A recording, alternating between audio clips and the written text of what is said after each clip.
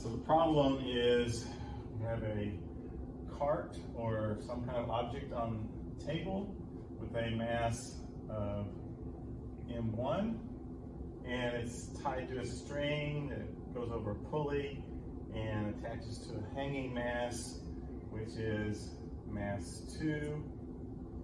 And so if I'm holding this and I let go, it's going to move.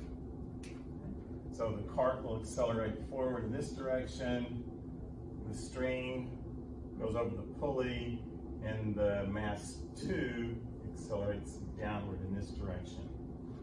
Okay, so if I look at a free body diagram of my system, I have the cart and my hanging mass.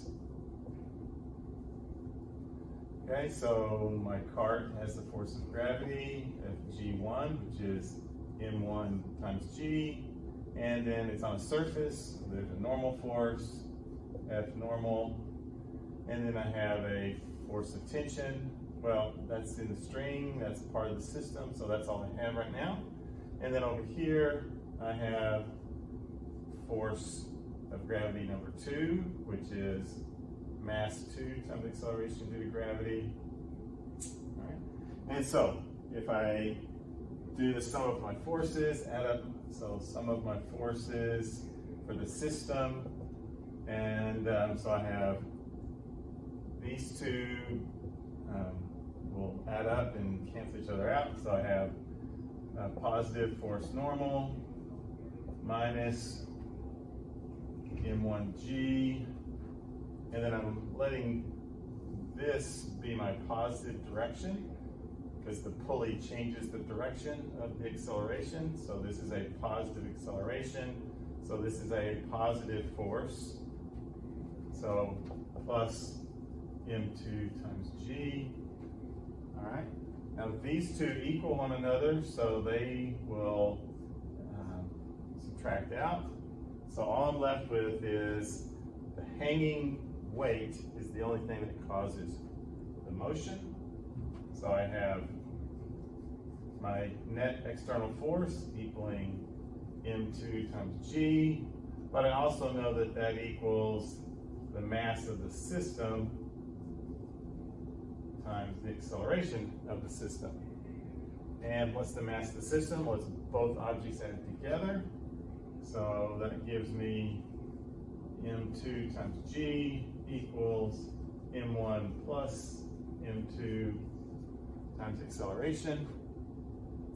So if I rearrange and solve for acceleration, I get M2 times G, which is my net external force, divided by my total mass, M1 plus M2, and that lets me calculate acceleration.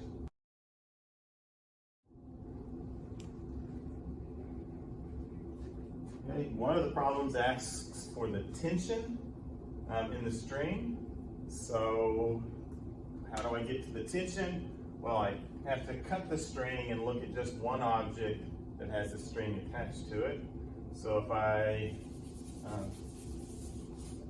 take away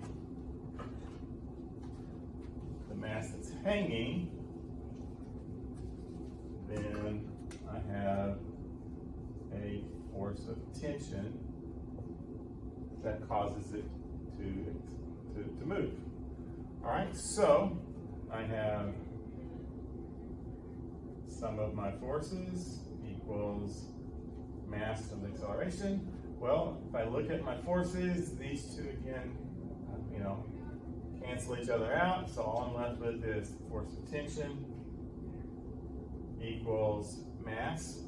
Well, this only is one object, so it's only mass 1 times my acceleration. And this is the acceleration that was found earlier for the whole system. So that's my acceleration. And so once I have that acceleration, I can find my force of tension by doing mass 1 times my acceleration.